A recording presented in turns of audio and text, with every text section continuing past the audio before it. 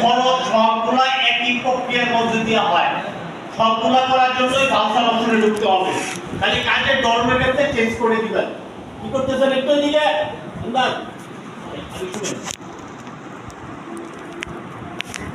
আবারও বলতেছি যে মডিও দুইটা একই থাকবে বিতরণের ক্ষেত্রে।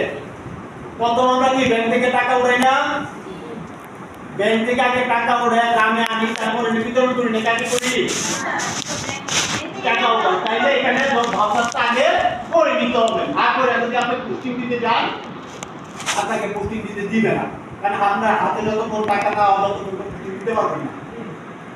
বাস্তবে আপনার হাতে থাকুন, কিন্তু সফটওয়্যারে তো নাই। যেখানে সফটওয়্যার এমনি নিবেন আগে উত্তর দেখাই নিতে হবে।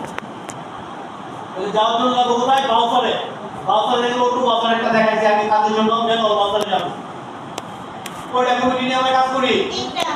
কোন কমিটির বাউচার করবো এটা আমাকে বলে দিতে হবে। কোনটাতে যাবো বলে?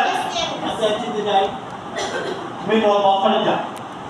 এখানে গিয়ে সেটা দুইটা অপশন আছে, একটা মেনুয়াল বাউচার, একটা হচ্ছে কার্যক্রম ভিত্তিক মেনুয়াল বাউচার। আপনারা সবসময় কার্যক্রম ভিত্তিক মেনুয়াল বাউচারে যাবেন, কারণ এখানে আপনাদের দৈনন্দিন কাজের যে জিনিসগুলো আছে সবগুলো এখানে দেওয়া আছে। আমি যাবো কার্যক্রম ভিত্তিক মেনুয়াল বাউচার। যাওয়ার পরে সব কিছু অটোমেটিক চলে আসবে।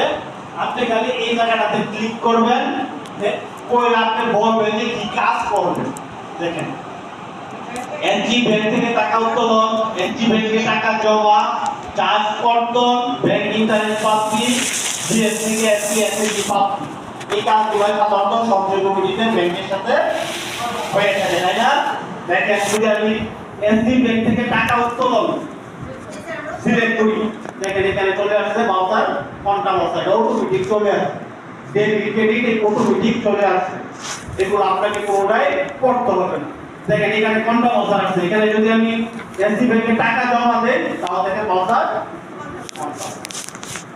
যদি আমি দেখেন ব্যাংক চার্জ কর্তন দেই তাহলে দেখেন পেমেন্ট বাউচার চলে আসছে।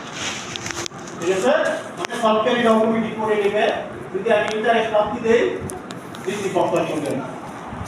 বুঝতে পারছেন? তাহলে বাউচারগুলো হেডগুলো ডেবিট ক্রেডিট সফটওয়্যার অটোমেটিক করে নেবে। ওইগুলো আপনার দেখা দরকার না, চিন্তা করা দরকার না।